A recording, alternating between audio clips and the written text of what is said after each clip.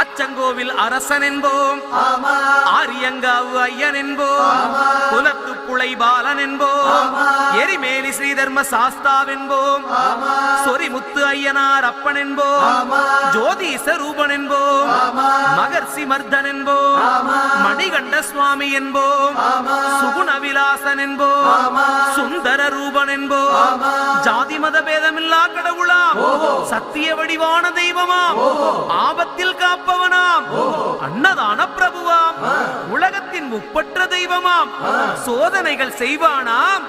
ஆனா கைவிட மாட்டானாம். அப்படிப்பட்ட சாமி ரொம்ப சிறுசையா ஆனா சக்தி ரொம்ப